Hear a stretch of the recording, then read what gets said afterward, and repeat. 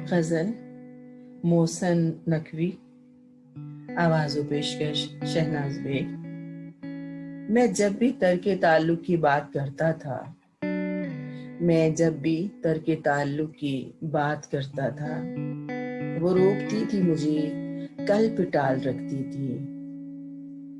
मैं जब भी तरके ताल्लुक की बात करता था, वो रोकती थी मुझे, कल पे टाल रखती थी। वो मेरे दर्द को चुनती थी अपनी पूरों से, वो मेरे दर्द को चुनती थी अपनी पूरों से। वो मेरे वास्ते खुद को निढाल रखती थी। वो डूबने नहीं देती थी दुख के दरिया में, वो डूबने नहीं देती थी दुख के दरिया में। मेरे वजूद की नाव उछाल रखती थी। दुआएं उसकी बलाओं को रोक लेती थी, दुआएं उसकी बलाओं को रोक लेती थी। वो मेरे 400 हाथों की ढाल रखती थी।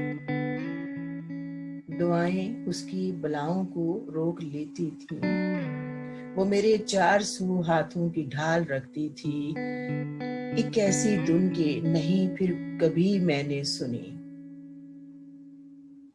एक ऐसी धुन के नहीं फिर कभी मैंने सुनी। वो मुनफरिद सा हंसी में कमाल रखती थी।